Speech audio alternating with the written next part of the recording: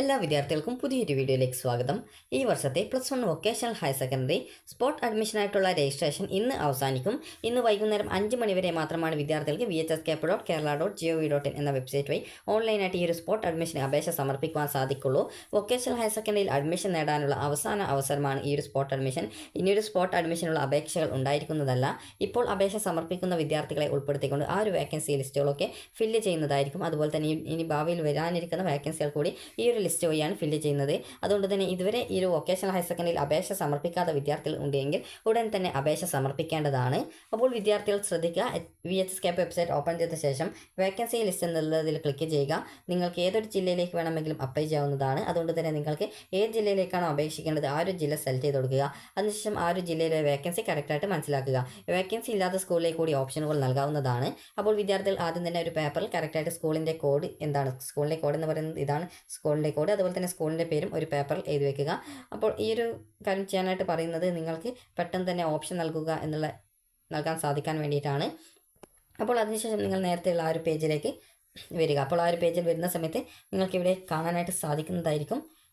ഇവിടെ candidate login എന്ന് പറഞ്ഞുകൊണ്ട് കാണാം, അതുപോലെ കാൻഡിഡേറ്റ് രജിസ്ട്രേഷൻ എന്ന് പറഞ്ഞുകൊണ്ട് കാണാം. ഇതുവരെ ഈ ഒരു വൊക്കേഷണൽ ഹയർ സെക്കൻഡറി ഇതുവരെ അപേക്ഷ സമർപ്പിക്കാത്ത ഒരു വിദ്യാർത്ഥിയാണെങ്കിൽ കാൻഡിഡേറ്റ് രജിസ്ട്രേഷൻ എന്നുള്ളതിൽ ക്ലിക്ക് ചെയ്യുക.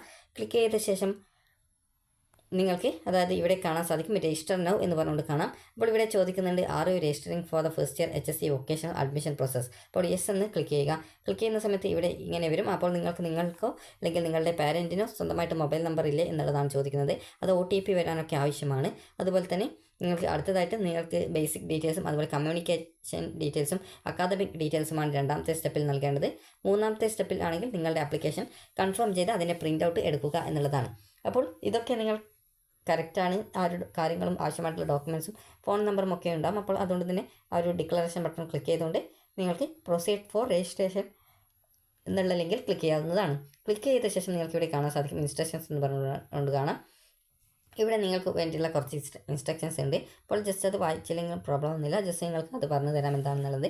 ഇവിടെ നിങ്ങളുടെ പേര് കൊടുക്കുക, അതായത് കാൻഡിഡേറ്റ് നെയിം കൊടുക്കുക, അതുപോലെ തന്നെ മൊബൈൽ നമ്പർ കൊടുക്കുക. അതുപോലെ തന്നെ വീണ്ടും നിങ്ങളുടെ ആ ഒരു മൊബൈൽ നമ്പർ കൊടുക്കുക. അത് നിങ്ങളുടെ രക്ഷിതാക്കളുടെ അല്ലെങ്കിൽ വീട്ടിലുള്ള ആരുടെയെങ്കിലും ആയാൽ മതി. അവർ അപ്പോൾ വീട്ടിൽ ഈ ഒരു അലോട്ട്മെൻറ്റ് പ്രോസസ്സ് കംപ്ലീറ്റ് ചെയ്യുന്നതിനെ ഉണ്ടായിരിക്കണം. കാരണം നിങ്ങൾക്ക് എവിടെയെങ്കിലും അഡ്മിഷൻ ലഭിക്കാൻ സാധ്യത ഉണ്ടെങ്കിൽ ആ ഒരു മൊബൈൽ നമ്പറിലാണ് വിളിക്കുക. അപ്പോൾ നിങ്ങൾ കറക്റ്റായിട്ട് അവിടെ നമ്പർ കൊടുക്കുക. അതിനുശേഷം നിങ്ങളുടെ പാസ്വേഡ് ടൈപ്പ് ചെയ്ത് കൊടുക്കുക. അതായത് പുതിയ പാസ്വേഡാണ്, അതുകൊണ്ട് തന്നെ നിങ്ങൾക്ക് താല്പര്യമുള്ള പാസ്വേഡ് കൊടുക്കാം. ഒരു ഉദാഹരണം പറയുകയാണെങ്കിൽ നിങ്ങളുടെ പേര് എന്ന് പറയുന്നത് അമൽ എന്നാണ് എന്ന് കരുതുക. അപ്പോൾ അമൽ എന്നാണെങ്കിൽ ഈ ഒരു അമൽ എന്നുള്ളതിൻ്റെ A ക്യാപിറ്റൽ ബാക്കി സ്മോൾ, അതിനുശേഷം നിങ്ങൾക്ക് 1 2 3 എന്നൊക്കെ നിങ്ങൾക്ക് കൊടുക്കാവുന്നതാണ്. നിങ്ങൾ ഏത് രീതിയിൽ ഓപ്ഷൻ കൊടുത്തു കഴിഞ്ഞാൽ അത് പാസ്വേഡ് കൊടുത്തു കഴിഞ്ഞാലും കറക്റ്റായിട്ട് അത് ഓർത്ത് വെക്കേണ്ടതാണ്, അല്ലെങ്കിൽ ഒരു പേപ്പറിൽ എഴുതി വെക്കേണ്ടതാണ്. അപ്പോൾ ഈ രീതിയിൽ നിങ്ങൾ പാസ്വേഡ് 2 തവണ വീണ്ടും ടൈപ്പ് ചെയ്ത് കൊടുക്കണം. അതിനുശേഷം ഇവിടെ കാണുന്ന ഒരു ഇംഗ്ലീഷ് സെക്ഷൻ കാണാം. അത് മനസ്സിലാവുന്നില്ലെങ്കിൽ ഇവിടെ റിന്യൂ എന്നുള്ളൊരു ബട്ടൺ കൊടുത്തിട്ടുണ്ട്. അതിൽ ക്ലിക്ക് ചെയ്ത് മനസ്സിലാവുന്ന ആ ഒരു ടൈമിൽ കറക്റ്റായിട്ട് അവിടെ ഒരു നമ്പർ കൊടുക്കുക, അതായത് ഈ ഒരു ഇംഗ്ലീഷ് സെക്ഷൻ കൊടുക്കുക. അതിനുശേഷം സബ്മിറ്റ് ചെയ്യുക. അപ്പോൾ നിങ്ങൾ ഈ ഒരു ഓൾറെഡി നൽകിയിട്ടുണ്ടായിരുന്ന ആ ഒരു മൊബൈൽ നമ്പറിലേക്ക് നിങ്ങൾക്കൊരു OTP വരുന്നതിനായിട്ട് സെൻഡ് OTP ബട്ടൺ കാണാം. അതിൽ ക്ലിക്ക് ചെയ്ത് OTP നിങ്ങളുടെ ഫോണിലേക്ക് വരുന്നതാണ്. അപ്പോൾ ആ ഒരു OTP കറക്റ്റായിട്ട് നിങ്ങൾ നൽകിയിട്ട് സബ്മിറ്റ് ചെയ്യുക. സബ്മിറ്റ് ചെയ്ത് കഴിഞ്ഞാൽ നിങ്ങൾക്ക് നിങ്ങളുടെ ആ ഒരു കാൻഡിഡേറ്റ് ലോഗിൻ കറക്റ്റായി എന്ന് പറഞ്ഞുകൊണ്ട് നിങ്ങൾക്ക് ആ ഒരു മെസ്സേജ് കാണാൻ സാധിക്കും. അപ്പോൾ നിങ്ങൾക്ക് ആ ഒരു കാൻഡിഡേറ്റ് ലോഗിൻ ക്രിയേറ്റ് ആയി എന്നുള്ളത് മനസ്സിലാക്കാം. അപ്പോൾ അതിനുശേഷം വിദ്യാർത്ഥികൾ ചെയ്യേണ്ടത് നേരത്തെയുള്ള ആ ഒരു പേജിലേക്ക് പോകുക. അപ്പോൾ നേരത്തെയുള്ള പേജ് എന്ന് പറയുന്നത് നിങ്ങൾക്ക് അറിയാവുന്നതാണ്, ഈ ഒരു പേജാണ്, അതായത് ഈ ഒരു പേജാണ്. അപ്പോൾ നിങ്ങൾക്ക് ഇവിടെ കാണാനായിട്ട് സാധിക്കുന്നതാണ്, അതായത് ഇവിടെ ലോഗിൻ എന്ന് പറഞ്ഞുകൊണ്ട് കാണാം. ഓൾറെഡി രജിസ്ട്രേഷൻ ചെയ്ത വിദ്യാർത്ഥികളും ഇപ്പോൾ ഈ രീതിയിൽ ലോഗിൻ ക്രിയേറ്റ് ചെയ്ത വിദ്യാർത്ഥികളും ചെയ്യേണ്ട പ്രധാനപ്പെട്ട കാര്യം ഇവിടെ ലോഗിൻ ബട്ടണിൽ ക്ലിക്ക് ചെയ്യുക. അതുപോലെ തന്നെ ലോഗിൻ ബട്ടണിൽ ക്ലിക്ക് ചെയ്യുന്ന മുമ്പായിട്ട് നിങ്ങൾക്ക് സ്വന്തമായിട്ട് അപേക്ഷ സമർപ്പിക്കുന്നതിനുള്ള ഇൻസ്ട്രക്ഷൻസ് വേണമെങ്കിൽ അഡ്മിഷൻ മാനുവൽ എന്നുള്ളത് ക്ലിക്ക് ചെയ്ത് അത് ഡൗൺലോഡ് ചെയ്ത് എടുക്കുക. അതിനുശേഷം നിങ്ങൾക്ക് ലോഗിൻ ബട്ടണിൽ ക്ലിക്ക് ചെയ്യുക. ലോഗിൻ ബട്ടണിൽ ക്ലിക്ക് ചെയ്ത് നിങ്ങളുടെ യൂസർ നെയിമായിട്ടുള്ള മൊബൈൽ നമ്പറും അതുപോലെ തന്നെ പാസ്വേഡും നൽകുക. അതിനുശേഷം ഇവിടെ കാണുന്ന കുറച്ച് ഇംഗ്ലീഷ് സെക്ഷൻ കാണാം, അതിവിടെ ടൈപ്പ് ചെയ്ത് കൊടുക്കുക. ടൈപ്പ് ചെയ്ത് കൊടുത്ത ശേഷം ലോഗിൻ ബട്ടണിൽ ക്ലിക്ക് ചെയ്യുക, ലോഗിൻ ചെയ്യുക. ലോഗിൻ ചെയ്ത് കഴിഞ്ഞാൽ ആപ്ലിക്കേഷൻ എന്നുള്ള ഒരു ലിങ്ക് കാണാം, അതിൽ ക്ലിക്ക് ചെയ്യുക.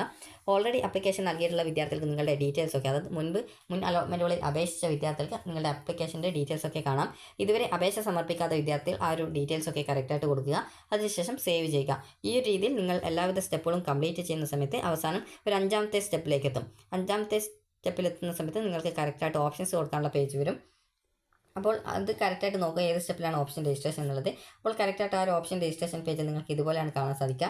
ഇവിടെ നിങ്ങൾ ആ ഒരു ഓപ്ഷൻ എത്രാമതായിട്ടാണ് പോവേണ്ടത് വെക്കേണ്ടത്, അതുപോലെ തന്നെ ഏത് സ്കൂളാണ് സെലക്ട് ചെയ്യേണ്ടത്, അതുപോലെ തന്നെ ഏത് കോഴ്സാണെന്നുള്ളത്. അപ്പോൾ ഇവിടെ നിങ്ങൾ കറക്റ്റായിട്ട് ഈ സ്ക്രോൾ ചെയ്ത് നിങ്ങൾ ഏത് സ്കൂളാണ് നേരത്തെയുള്ള ആ ലിസ്റ്റ് പ്രകാരം നിങ്ങളുടെ സ്കൂളിൻ്റെ കോഡ് കറക്റ്റായിട്ട് മനസ്സിലാക്കി ആ ഒരു സ്കൂൾ സെലക്ട് ചെയ്യുക. അതിനുശേഷം ആ ഒരു സ്കൂളിലെ കോഴ്സ് സെലക്ട് ചെയ്യുക. അതിനുശേഷം ഇവിടെ ആഡ് ഓർ ക്യാൻസൽ എന്ന് പറഞ്ഞുകൊണ്ട് കാണാം. അപ്പോൾ ആഡ് എന്നുള്ളത് ക്ലിക്ക് ചെയ്യുക. അപ്പോൾ ആ ഒരു ഓപ്ഷൻ ആഡ് ആവുന്നതാണ്. അപ്പോൾ അതേ സ്കൂളിൽ തന്നെ വീണ്ടും അപ്ലൈ ചെയ്യണമെങ്കിൽ അതേ സ്കൂൾ വീണ്ടും സെലക്ട് ചെയ്യുക. അതിനുശേഷം ആ സ്കൂളിലെ മറ്റൊരു കോഴ്സ് സെലക്ട് ചെയ്യുക. അതിനുശേഷം ആഡ് ചെയ്യുക. അതിനുശേഷം മറ്റൊരു സ്കൂൾ വേണമെങ്കിൽ ഇതേ രീതിയിൽ തന്നെ നിങ്ങൾക്ക് ആ ഒരു ഓപ്ഷൻ ലാസ്റ്റ് ആണോ ഫസ്റ്റ് ആണോ അല്ലെങ്കിൽ എത്രാമതായിട്ടാണ് കൊടുക്കേണ്ടത് എന്നത് കറക്റ്റായിട്ട് നൽകിക്കൊണ്ട്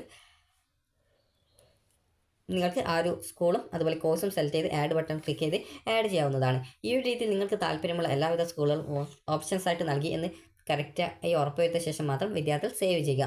സേവ് ചെയ്ത് കഴിഞ്ഞാൽ നിങ്ങൾക്ക് അത് നിങ്ങൾ നൽകിയ ഓപ്ഷൻസ് ഒക്കെ ലിസ്റ്റഡ് ആയിട്ട് കാണാൻ സാധിക്കും. അതൊക്കെ കറക്റ്റാണോ എന്നുള്ളത് ശ്രദ്ധിക്കുക. ഏതെങ്കിലും ഒഴിവാക്കണമെങ്കിൽ അതിൻ്റെ സൈഡിലായിട്ട് നിങ്ങൾക്കൊരു ഡിലീറ്റ് ബട്ടൺ കാണാൻ പറ്റും. അതിൽ ക്ലിക്ക് ചെയ്യുക. അല്ലെങ്കിൽ എഡിറ്റ് ബട്ടൺ ഉണ്ട്, അതിനെ ഓപ്ഷൻ ചേഞ്ച് ചെയ്യാനോ മറ്റോ ആവശ്യമുണ്ടെങ്കിൽ അങ്ങനെ ചേഞ്ച് ചെയ്ത് കൊടുക്കാവുന്നതാണ്. അപ്പോൾ നിങ്ങൾക്ക് വേണ്ട എല്ലാ സ്കൂളുകളിലേക്കും ഓപ്ഷൻ നൽകി എല്ലാ കോഴ്സിലേക്കും ഓപ്ഷൻ നൽകി എന്നുള്ളത് ഉറപ്പുവരുത്തിയ ശേഷം മാത്രം വിദ്യാർത്ഥികൾ സേവ് ചെയ്യുക.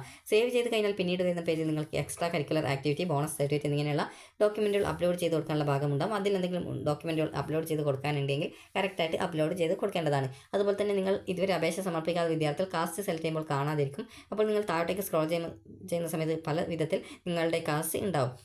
അപ്പോൾ നിങ്ങൾക്ക് അതിൽ നൽകിയിട്ടുള്ള, അതായത് ഒരു ഉദാഹരണത്തിന് നിങ്ങൾ തീയ വിഭാഗത്തിലാണ് ഉൾപ്പെടുന്നതെങ്കിൽ നിങ്ങളുടെ കാറ്റഗറി, അതായത്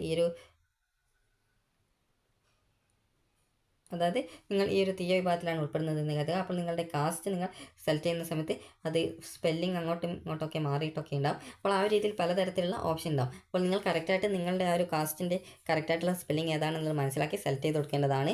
അതുപോലെ തന്നെ വിദ്യാർത്ഥികൾ ഈ ഒരു തീയ വിഭാഗത്തിൽ ഉൾപ്പെടുന്ന വിദ്യാർത്ഥികൾ ETB എന്നുള്ള കാറ്റഗറിയാണ് സെലക്ട് ചെയ്യുന്നത്. അതായത് ഈവ തീയ ബില്ലാവ എന്നുള്ളതാണ് അതിൻ്റെ ഫുൾ ഫോം. അപ്പോൾ അതാണ് ഈ ഒരു വിഭാഗത്തിൽ ഉൾപ്പെട്ടവർ സെലക്ട് ചെയ്യേണ്ടത്. അതുപോലെ കാസ്റ്റുമായി ബന്ധപ്പെട്ട് എന്തെങ്കിലും സംശയമുണ്ടെങ്കിൽ നിങ്ങൾ വീട്ടിൽ ചോദിക്കുക, അല്ലെങ്കിൽ നിങ്ങൾക്ക് അറിയാവുന്ന ആരോടെങ്കിലും ചോദിച്ചു കഴിഞ്ഞാൽ കറക്റ്റായിട്ട് ആ ഒരു ഡീറ്റെയിൽസ് മനസ്സിലാക്കാവുന്നതാണ്. അപ്പോൾ നിങ്ങൾക്ക് കറക്റ്റായിട്ട് ആ ഒരു ഡീറ്റെയിൽസ് ഒക്കെ നൽകിയ ശേഷം അവസാനം നിങ്ങൾക്ക് സേവ് ചെയ്യുന്ന സമയത്ത് സേവ് ഓൾ എന്നുള്ളത് ക്ലിക്ക് ചെയ്യുന്ന സമയത്ത് പ്രിവ്യൂ പേജ് കാണാൻ പറ്റും. പ്രിവ്യൂ പേജ് ഒരു പച്ച കളറിലാണ് കാണാൻ പറ്റുക. അപ്പോൾ അതിൽ ഓരോ ഭാഗത്തും നിങ്ങൾക്ക് ഏതൊക്കെ ആപ്ലിക്കേഷൻ്റെ ഏതൊക്കെ വിവരങ്ങൾ എഡിറ്റ് ചെയ്യണം എന്നുള്ളത് സംബന്ധിച്ച് അവിടെ എഡിറ്റ് എന്ന് പറഞ്ഞുള്ള ഓപ്ഷൻ കാണാൻ പറ്റും. അപ്പോൾ നിങ്ങൾക്ക് അതിൽ ക്ലിക്ക് ചെയ്തുകൊണ്ട് ആവശ്യമെങ്കിൽ ഏതെങ്കിലും ഓപ്ഷൻ, അതായത് നിങ്ങൾ നൽകിയുള്ള ഡീറ്റെയിൽസ് എന്തെങ്കിലും തെറ്റുണ്ടെങ്കിൽ അത് കറക്റ്റായിട്ട് വായിച്ച് നോക്കാവുന്നതാണ്. അതിനുശേഷം എന്തെങ്കിലും തെറ്റുണ്ടെങ്കിൽ ആ ഒരു പെൻസിൽ ഐക്കൺ ക്ലിക്ക് ചെയ്ത് വീണ്ടും എഡിറ്റ് ചെയ്ത് വീണ്ടും സേവ് ചെയ്യാവുന്നതാണ്. ഈ ഒരു രീതിയിൽ നിങ്ങളുടെ ആപ്ലിക്കേഷനിലെ എല്ലാ വിവരങ്ങളും കറക്റ്റ് അല്ലേ എന്നുള്ളത് പ്രത്യേകം ശ്രദ്ധിക്കുക. ശ്രദ്ധിച്ച ശേഷം മാത്രം നിങ്ങൾക്ക് അവസാനം ഇതുപോലെ ഒരു ഡിക്ലറേഷൻ ബട്ടൺ കാണാൻ പറ്റും. അപ്പോൾ അതിൽ ക്ലിക്ക് ചെയ്യണം. ക്ലിക്ക് ചെയ്യുന്ന സമയത്ത് അതിൽ നിങ്ങളുടെ രക്ഷിതാവിൻ്റെ പേര്, അതായത് നിങ്ങളുടെ പേര്, അപ്പോൾ നിങ്ങളുടെ രക്ഷിതാവ് നിങ്ങൾ ഈ ഒരു അലോട്ട്മെൻറ്റ് പങ്കെടുക്കാൻ വേണ്ടി നൽകിയുള്ള എല്ലാവിധ ഡീറ്റെയിൽസും കറക്റ്റാണ് എന്നുള്ളത് സമ്മതിക്കുന്നു എന്നുള്ളതാണ് ആ ഒരു ഡിക്ലറേഷൻ കൊണ്ട് ഉദ്ദേശിക്കുന്നത്. അപ്പോൾ നിങ്ങൾ ആ ഒരു ഡിക്ലറേഷൻ ബട്ടൺ ക്ലിക്ക് ചെയ്യുക. അതിനുശേഷം നിങ്ങളുടെ ഡീറ്റെയിൽസ് വീണ്ടും ഒന്ന് ചെക്ക് ചെയ്ത് എവിടെയെങ്കിലും തെറ്റുണ്ടോ, മാർക്ക് ഡീറ്റെയിൽസോ മറ്റോ തെറ്റുണ്ടോ എന്നുള്ളത് ഉറപ്പുവരുത്തുക. ഉറപ്പുവരുത്തിയ ശേഷം മാത്രം നിങ്ങൾ അവസാനം ഫൈനൽ കൺഫർമേഷൻ ബട്ടൺ കാണാൻ പറ്റും. ആ ഒരു ഫൈനൽ കൺഫർമേഷൻ ബട്ടൺ ക്ലിക്ക് ചെയ്ത് കഴിഞ്ഞാൽ നിങ്ങളുടെ ആപ്ലിക്കേഷൻ കൺഫേംഡ് ആയി എന്നുള്ളത് മനസ്സിലാക്കാം. അപ്പോൾ വിദ്യാർത്ഥികളുടെ ആപ്ലിക്കേഷൻ കൺഫേം ആയി കഴിഞ്ഞാൽ ഇതുപോലെയാണ് കാണാൻ പറ്റുക. രജിസ്ട്രേഷൻ കംപ്ലീറ്റഡ്, ഡൗൺലോഡ് ആപ്ലിക്കേഷൻ എന്ന് പറഞ്ഞുകൊണ്ട് കാണാൻ പറ്റും. അപ്പോൾ ഡൗൺലോഡ് ആപ്ലിക്കേഷൻ എന്നുള്ള ക്ലിക്ക് ചെയ്ത് ഡൗൺലോഡ് ചെയ്യുക. അതിനുശേഷം നിങ്ങൾ അതിൻ്റെ ഒരു പ്രിൻ്റ് ഔട്ട് എടുത്ത് നിങ്ങളുടെ കയ്യിൽ സൂക്ഷിച്ച് വയ്ക്കുക. കാരണം നിങ്ങൾക്ക് ഈ ഒരു അഡ്മിഷൻ അലോട്ട്മെൻറ്റ് ലഭിക്കുകയാണെങ്കിൽ ആ ഒരു ആപ്ലിക്കേഷൻ്റെ പ്രിൻ്റ് ഔട്ടും എടുത്ത് പോകേണ്ടതായിട്ട് വരും. പിന്നീട് വെബ്സൈറ്റിൽ നിങ്ങളുടെ ആപ്ലിക്കേഷൻ ഡൗൺലോഡ് ചെയ്യാനുള്ള പ്രിൻ്റ് ഔട്ടിനുള്ള ലിങ്ക് ലഭ്യമാകുന്നതായിരിക്കില്ല. അതുകൊണ്ട് തന്നെ വിദ്യാർത്ഥികൾ നിർബന്ധമായിട്ടും നിങ്ങളുടെ ആപ്ലിക്കേഷൻ്റെ ആ ഒരു പ്രിൻ്റ് ഔട്ട് ഡൗൺലോഡ് ചെയ്ത് എടുക്കാനായിട്ട് ശ്രദ്ധിക്കുക. അതായത് ആപ്ലിക്കേഷൻ ഡൗൺലോഡ് ചെയ്ത് പ്രിൻ്റ് ഔട്ട് എടുക്കാനായിട്ട് ശ്രദ്ധിക്കുക. അപ്പോൾ വിദ്യാർത്ഥികൾക്ക് ഈ ഒരു ബാക്കിയുള്ള അപ്ഡേറ്റുകൾ ചാനൽ വഴി അറിയിക്കുന്നതായിരിക്കും. അപ്പോൾ വിദ്യാർത്ഥികൾക്ക് ഈ ഒരു വീഡിയോ ഉപകാരപ്രദമായിട്ടുണ്ടെങ്കിൽ ലൈക്ക് ചെയ്യുക, ഷെയർ ചെയ്യുക. അതുപോലെ തന്നെ എപ്പോഴാണ് അലോട്ട്മെൻറ്റ് വരുന്നത് എന്നുള്ളത് വിദ്യാർത്ഥികൾ പ്രത്യേകം ശ്രദ്ധിക്കുക. അപ്പോൾ ഈ ഒരു വീഡിയോ ഉപകാരപ്രദമായിട്ടുണ്ടെങ്കിൽ ലൈക്ക് ചെയ്യുക, ഷെയർ ചെയ്യുക. Thank you for watching.